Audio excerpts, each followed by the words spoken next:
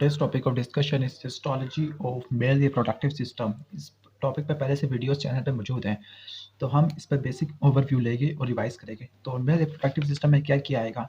Testis, genital ducts, accessory sexual gland and copulatory organ. Accessory sexual gland में मजीद 3 glands आएंगे: Cowper's, उसको bulbo urethral बोलते हैं, prostate और सेमिनल वेसिकल। सबसे पहले स्टार्ट करते हैं टेस्टिस से।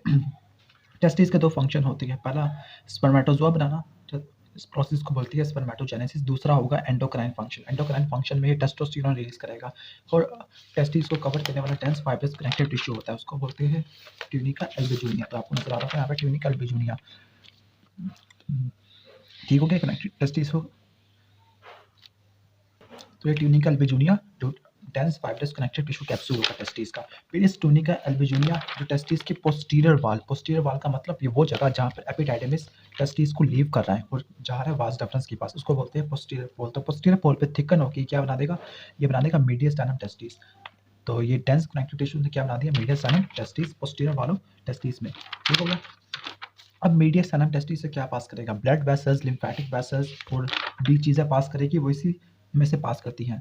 तो blood vessels, lymphatics, nerve vessels और कुछ ऐसी चैनल्स होती हैं जो टेस्टिस से एपिडाइडमिस के ऊपर कन्वर्ज होते हैं।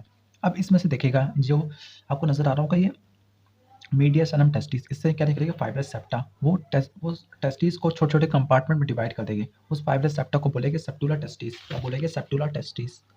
तो मीडियस्टाइनम टेस्टिस से छोटे छोटे फाइब्रस सेप्टा निकले, उसको बोलते हैं सेप्टुलर टेस्टिस। इसने टेस्टिस के सबस्टांस को छोटे छोटे पिरामिडल 250 से लेकर 350 पिरामिडल कंपार्टमेंट में डिवाइड कर दिया। इन पिरामिडल कंपार्टमेंट को बोलते हैं टेस्टिकुलर लोब्यूल। और हर टेस्टिकुलर लोब्यूल के अंदर आपको 1 से लेकर 4 सेमिनिफेरस ट्यूब्यूल देखने को मिलती है। इसके बाद आती है दूसरी लेयर को बोलते हैं ट्यूनिका वेस्कुलोसा। ये इस ट्यूनिका वेस्कुलोसा ये वेसल्स को कैरी करती है, वेसल को कन्वे करती है टेस्टिस के मेन सबस्टांस तक। हमारा मेन फोकस है टेस्टिकुलर लोब्यूल। टेस्टिकुलर लोब्यूल में क्या होगी? 1 से लेकर 4 हाईली कॉइल्ड सेमिनिफेरस ट्यूब्यूल होगी। सेमिनिफेरस ट्यूब्यूल के अंदर ही मेल गैमेट की प्रोडक्शन होगी और सेमिनिफेरस ट्यूब्यूल के साइड में या फिर सराउंडिंग एक लूज कनेक्टिव टिश्यू होगा, उसको बोलेंगे इंटरस्टिशियल कनेक्टिव टिश्यू या फिर इंटरट्यूबुलर कनेक्टिव टिश्यू ऑफ टेस्टिस। यहाँ पे इंटरस्टिशियल सेल्स ऑफ लेडक हो गए, उन्होंने प्रोड्यूस करना होगा हार्मोन टेस्टोस्टेरोन। तो इसका मतलब एंडोक्राइन फंक्शन होगा इंटरस्टिशियल टिश्यू की वजह से जो के, और उसका फंक्शन होगा स्पर्मेटोजेनेसिस वाला, वो होगा सेमिनिफेरस ट्यूब्यूल की वजह से। अब बात करते हैं सेमिनिफेरस ट्यूब्यूल। सेमिनिफेरस ट्यूब्यूल का फंक्शन होगा स्पर्म की प्रोडक्शन और उसको ट्रांसपोर्ट कराना। तो एक सेमिनिफेरस ट्यूब्यूल इतना डायमीटर की होती है, इसको रट्टा मारने की जरूरत नहीं होता। सेमिनिफेरस ट्यूब्यूल हाईली कॉइल्ड होती है, कन्वोल्यूटेड होती है, एक साइड इनकी ब्लाइंड होती है। ये स्टार्ट कैसे होती है? एपेक्स से स्टार्ट होती है और कभी ब्लाइंड होती है, इसके बाद टॉर्शियस लूप करते हुए कहाँ पे कन्वर्ज हो जाती है, कहाँ पे खत्म हो जाती है? ये छोटे छोटे स्ट्रेट ट्यूब्यूल बनाती है। स्ट्रेट ट्यूब्यूल को बोलते हैं ट्यूबुलस रेक्टस। रेक्टस का मतलब स्ट्रेट, ट्यूबुलस का मतलब ट्यूब्यूल। तो ये क्या बनाती है? Seminiferous tubule straight tubule. तो आपको नजर आ रहा होगा ये स्ट्रेट ट्यूब्यूल, इस डायग्राम में ये स्ट्रेट ट्यूब्यूल। तो ये स्ट्रेट ट्यूब्यूल कहाँ पे खत्म होती है? मीडियस्टाइनम टेस्टिस के अंदर छोटे छोटे चैनल्स बनाती है, उसको बोलती है रेटी टेस्टिस। फिर इस रेटी टेस्टिस से निकलेंगे डक्टुलाई एफरेंटिस या इफरेंट डक्ट्यूल, वो एपिडाइडमिस का हेड के ऊपर कन्वर्ज हो जाएंगे। तो फिर इसका पाथवे कुछ इस तरह से होगा कि ट्यूबुलस रेक्टस मिलेगा। ट्यूबुलस रेक्टस कहाँ पे होती है? Apical part of testicular lobule. तो टेस्टिकुलर लोब्यूल के एपिकल पार्ट पे होंगे और ये इनिशियल सेगमेंट होगा मेल जेनिटल डक्ट का। ठीक हो गया। तो मेल जेनिटल डक्ट में 2 चीजें आती है, इंट्रा टेस्टिकुलर जो टेस्टिस के अंदर होती है, एक्स्ट्रा टेस्टिकुलर जो टेस्टिस से बाहर होती है। जो इंट्रा टेस्टिकुलर है इसमें ट्यूबुलस रेक्टस और रेटी टेस्टिस। ट्यूबुलर रेक्टस है कहाँ पे होता है? Apical part of testicular lobule. और जो रेटी टेस्टिस ये कहाँ पे होती है? Mediastinum of testis. बाकी जो होता है ductuli efferentes, ductus epididymis, ductus deferens, ejaculatory duct, इनको बोलते हैं हम एक्सक्रीटरी या फिर एक्स्ट्रा जेनिटल डक्ट। ठीक हो गया। अब जो सेमिनिफेरस एपिथेलियम है, तो सेमिनिफेरस एपिथेलियम असल में ये स्टेरिफाइड क्यूबाइडल एपिथेलियम होती है, लेकिन मॉडिफाइड होती है, मॉडिफाइड। और ये एपिथेलियम सेल्स किसके ऊपर रेस्ट करते हैं? Basal membrane. ठीक हो गया, सॉरी बेसमेंट मेम्ब्रेन या बेसल लमीना। इसके बाद बेसमेंट मेम्ब्रेन से बाहर फाइब्रस कनेक्टिव टिश्यू देखने को मिलता है। इस फाइब्रस कनेक्टिव टिश्यू में स्पेशलाइज्ड स्मूथ मसल फाइबर होते हैं, उनको बोलते हैं मायोइड सेल। मायोइड सेल की कॉन्ट्रैक्शन की वजह से स्पर्मेटोजोआ सेमिनिफेरस ट्यूब्यूल को छोड़ते हुए ट्यूबुलाई रेक्टाई में जाती है। तो फिर मायोइड सेल कहाँ पे होते हैं? Fibrous connective tissue outer to the basement membrane. इसका फंक्शन क्या होगा? पुश स्पर्म्स या spermatozoa through the seminiferous tubule into tubulus rectus या स्ट्रेट ट्यूब्यूल। आगे देख लेते हैं सेमिनिफरस एपिथेलियम। हमने कहा था कि कौन सी टाइप की होती है, स्ट्रेटिफाइड क्यूबाइडल एपिथेलियम, वो भी मॉडिफाइड होती है। सेमिनिफरस एपिथेलियम में दो टाइप की सेल देखने को मिलती है, स्पर्मेटोजेनिक सेल जिन्होंने स्पर्मेटोजोआ प्रोड्यूस करना है, दूसरा सर्टोली सेल जिन्होंने सपोर्टिंग और कुछ सिक्रेशन प्रोड्यूस करनी है। पहला जो सेल है वो है स्पर्मेटोजेनिक सेल। जो स्पर्मेटोजेनिक सेल ये कहाँ पे होते हैं, सर्टोली सेल्स के दरमियान में होते हैं और ये स्ट्रेटिफाइड एपिथेलियम बनाती है जिसकी बहुत सारी लेयर्स होती हैं। ठीक हो गया। अगर चाइल्ड के टेस्टिस में देखें तो प्रीमिटिव जर्म सेल्स होते हैं, उनको बोलते हैं स्पर्मेटोगोनिया। फिर स्पर्मेटोजेनेसिस स्टार्ट होती है प्यूबर्टी पर। क्यों होती है? क्योंकि मेल टेस्टिस हार्मोन प्रोड्यूस करते हैं टेस्टोस्टेरोन, और ये टेस्टोस्टेरोन प्रोड्यूस असल में होता है इंटरस्टिशियल सेल्स ऑफ लेडक की वजह से, इंटरस्टिशियल सेल्स ऑफ लेडक।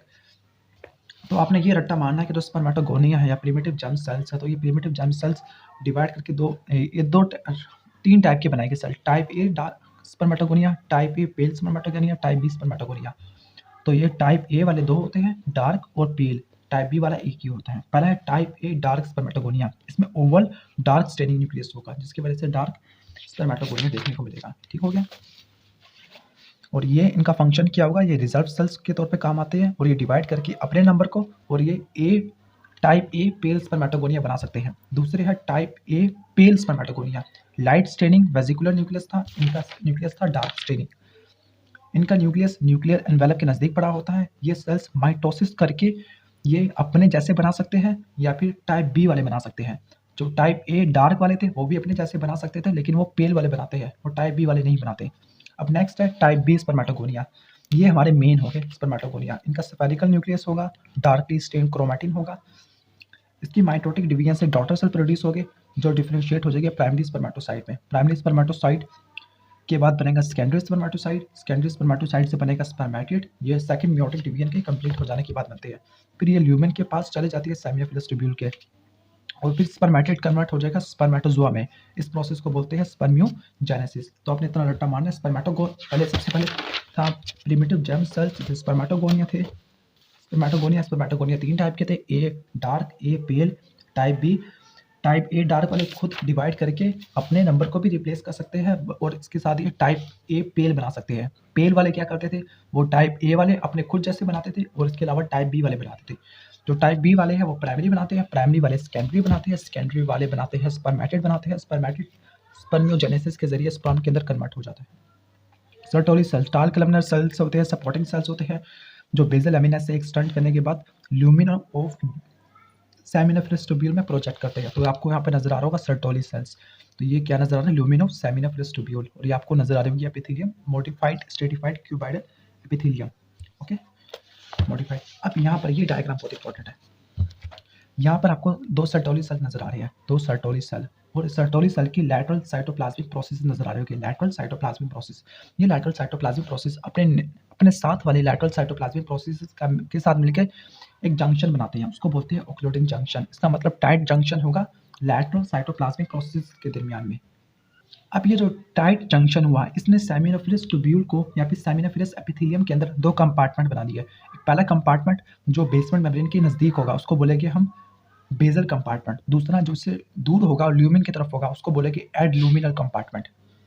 इसमें जो होगा आपका बेसल कंपार्टमेंट, यह बेसल कंपार्टमेंट, इसमें वही जर्म सेल्स होंगे जो प्री मियोटिक हो गए। प्री मियोटिक का मतलब मियोसिस स्टार्ट करने से पहले, यानी स्पर्मेटोगोनिया और अर्ली प्राइमरी स्पर्मेटोसाइट, मतलब डिप्लॉइड वाले बेसल कंपार्टमेंट में होंगे। जो हैप्लॉइड वाले होंगे वो एडल्यूमिनल कंपार्टमेंट में होंगे जो मियोसिस कर रहे हैं, जैसे dividing primary spermatocyte, secondary spermatocyte, spermatid और स्पर्मेटोजोआ।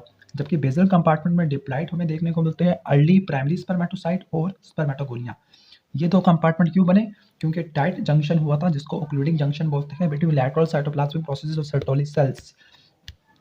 इसी की वजह से बनता है एक बैरियर जिसको बोलते हैं blood testis barrier. Blood testis barrier, blood testis barrier नाम से लग रहा है कि किन के दरमियान होगा, कि ब्लड के दरमियान और टेस्टिस के दरमियान। और ब्लड कहाँ पे दौड़ रहा है, कैपिलरीज में, और कैपिलरीज कहाँ पे है, इंटर ट्यूबुलर कनेक्टिव टिश्यू। नजर आ रहा है आपको कि इंटर ट्यूबुलर कनेक्टिव टिश्यू, यहाँ पर आपको नजर आ रही होगी कैपिलरीज। इन कैपिलरीज के अंदर ब्लड होगा और ये और किन के दरमियान, जर्म सेल्स इन एडल्यूमिनल कंपार्टमेंट। तो ये जो बैरियर है, इस बैरियर को बोलते हैं हम ब्लड टेस्टिस बैरियर, जो किन के दरमियान है, ब्लड इन कैपिलरीज। और कैपिलरीज कहाँ पे होती है, इंटर ट्यूबुलर कनेक्टिव टिश्यू में और एडल्यूमिनल कंपार्टमेंट। और एडल्यूमिनल कंपार्टमेंट के अंदर क्या होगा, पोस्ट मियोटिक सेल्स। यानी जो सेल्स मियोसिस कर रहे हैं, dividing primary spermatocyte, secondary spermatocyte, spermatid और स्पर्मेटोजुआ। और ये बैरियर क्यों बनता है? ये बैरियर बनता है tight junctions between lateral cytoplasmic processes of Sertoli cells. ठीक हो गया, सर्टोली सेल्स। अब इस ब्लड टेस्टिस बैरियर का फंक्शन क्या है? अब ब्लड टेस्टिस बैरियर का फंक्शन ये होगा कि ये जो जर्म सेल्स होते हैं एडलुमिनल कंपार्टमेंट में, उनको आइसोलेट करता होता है किसके साथ? ब्लड के साथ। इससे ये होगा कि जो एंटीजेनिक प्रोडक्ट है जर्म सेल्स मैच्योरेशन की, वो सर्कुलेशन के अंदर एंटर नहीं होगी और ऑटो इम्यून रिस्पॉन्स को एलिसिट नहीं करेगी। तो पहली चीज़ होगी ये एंटीजेनिक प्रोडक्ट को ब्लड के अंदर आने नहीं देगा। दूसरी चीज़, अगर ब्लड के अंदर कोई टॉक्सिन है उसको एडलुमिनल कंपार्टमेंट नहीं आने देगा, तो उसके दो फायदे हो गए। पहला, एंटीजेनिक प्रोडक्ट को ब्लड में नहीं आने देगा, ब्लड का कोई टॉक्सिन एडलुमिनल कंपार्टमेंट में नहीं आने देगा। तो इसके फंक्शंस होते हैं ब्लड टेस्टिस बैरियर के। अब देखते हैं सर्टोली सेल के फंक्शन को। सर्टोली सेल के 4 फंक्शन होते हैं। पहला सपोर्टिव फंक्शन, दूसरा प्रोटेक्टिव फंक्शन, तीसरा सेक्रेटरी फंक्शन, चौथा फैगोसाइटिक फंक्शन। पहला सपोर्टिव, सपोर्ट करेगा और न्यूट्रिशन प्रोवाइड करेगा जर्म सेल्स को। तो हमने पहले से कहा था जो जर्म सेल्स होते हैं एडलुमिनल कंपार्टमेंट में, वो ब्लड सर्कुलेशन से सेपरेट होते हैं। क्यों सेपरेट होते हैं? क्योंकि ब्लड टेस्टिस बैरियर बनता है। और ब्लड टेस्टिस बैरियर क्यों बनता है? क्योंकि ऑक्लूडिंग जंक्शंस होते हैं lateral cytoplasmic processes of adjacent Sertoli cells. और ब्लड कैपिलरीज कहाँ पे थी? इंटरट्यूबुलर कनेक्टिव टिश्यू। तो फिर ब्लड के टॉक्सिन प्रोडक्ट को एडलुमिनल कंपार्टमेंट नहीं आने देंगे, या फिर एडलुमिनल कंपार्टमेंट की एंटीजेनिक प्रोडक्ट को ब्लड में ही आने देंगे, जिसकी वजह से कोई ऑटो इम्यून रिस्पॉन्स नहीं होगा। दूसरी तरफ ब्लड टेस्टिस बैरियर ये सिर्फ ऑक्सीजन को ही आने देगा और मेटाबॉलिक न्यूट्रिएंट्स को, बाकी और किसी को नहीं आने देगा। इसकी वजह से प्रोटेक्शन और न्यूट्रिशन देखने को मिलती है। सॉरी, प्रोटेक्शन तो पहला नहीं, सपोर्टिव और न्यूट्रिएटिव। दूसरा होगा प्रोटेक्शन। प्रोटेक्शन यही है कि ब्लड ब्रेन बैरियर बना दिया, जिसकी वजह से जो जर्म सेल्स होगी उनकी एंटीजेनिक प्रोडक्ट ब्लड के अंदर नहीं आएगी, या फिर ब्लड के अंदर कोई टॉक्सिन होगा वो यहाँ तक नहीं आ सकेगा। सेक्रेटरी फंक्शन, तो ये जो सर्टोली सेल्स है बहुत सारी सब्सटेंस प्रोड्यूस करता है। पहला है टेस्टिकुलर फ्लूइड। वो testicular fluid lumen of seminiferous tubule के अंदर पुश किया जाता है। इस फ्लूइड की कंपोजिशन प्लाज्मा के बराबर ही होती है और ये ट्रांसपोर्ट मीडियम के तौर पर काम आता है for immature non motile spermatozoa. तो पहला होगा टेस्टिकुलर फ्लूइड और ये ट्रांसपोर्ट मीडियम के तौर पे काम आएगा किसके लिए? Non mature non motile spermatozoa. दूसरा होगा एंड्रोजन बाइंडिंग प्रोटीन। ये प्रोटीन क्या करेगी? ये टेस्टोस्टेरोन को कंसंट्रेट कर देगी, जिसकी वजह से टेस्टोस्टेरोन की कंसंट्रेशन में ज़्यादा देखने को मिलेगी।